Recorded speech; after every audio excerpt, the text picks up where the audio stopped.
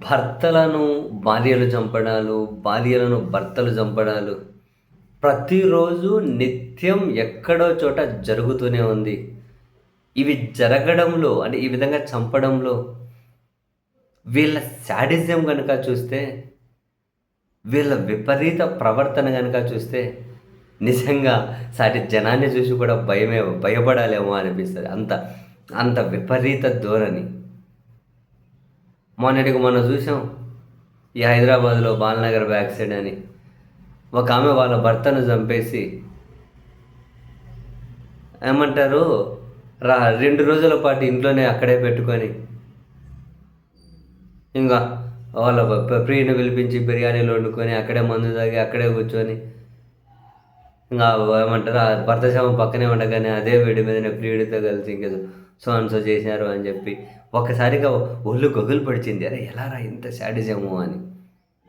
ఇంత శాడిజం ఎలా అని. సీన్ కట్ చేస్తే తాజాగా మన గుంటూరులోనే ఒక మహిళ భర్తను చంపేసి రాత్రి చంపేసి 11:30కు ఆ తర్వాత భర్త మీదనే కూర్చొని బిర్యానీ తిని మొత్తం రాత్రంతా పోర్న్ వీడియోలు చూసి తెల్లవారుజామున 4:30కు 5కు పక్కన మా భర్త గుండెపోటుతో చనిపోయారు రండి అని చెప్పి పిలిచిందంట. అమ్మో! ఈ విపరీత ధోరణి చూడండి. ఇంత శాడిజమా? విపరీత ధోరణి. గుంటూరు జిల్లా దుగ్గిరాల మండలం చిలువూరులో ఈ ఘటన జరిగిందట. చిలువూరులో ఈ ఘటన. ఒరని పాసుల ఏం దారుణం రాయ్య. ఎవరో లక్ష్మీ మాధురి అంట ఈమెతో శివనాగరాజుకు 2007లో వివాహమైందట. 2 మగపిల్లలట. మొత్తం మీద ఆమెకి ఎవరితోటో రిలేషన్ ఉందట.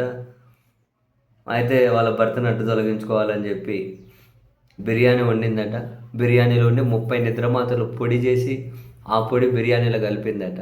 ఆ భర్త బిర్యానీ తిని పడుకోగానే వాళ్ళ ఇంకొక ప్రియుని రమ్మని చెప్పిందట. వచ్చారట. ఇద్దరు కలిసి దిండు పెట్టి గొంతు పిసికి ఊపిరాడకుండా చంపేశారట. ఆ ప్రియుడు వెళ్ళిపోయాడట. ఇంకేమి అంతే రాత్రంతా మీద కూర్చుందట, బిర్యానీ తింటుందట, పోర్న్ వీడియోలు చూసిందట రాత్రంతా. భర్తను చంపి రాత్రంతా పోర్న్ వీడియోలు చూస్తూ పోలీసులు ఆశ్చర్యపోయారట ఈ శాడిజాన్ని చూసి. ఓరే అమ్మ, ఏం మనుషులు రా బాబు! ఇంత శాడిజం, ఇంత విపరీత ప్రవర్తన.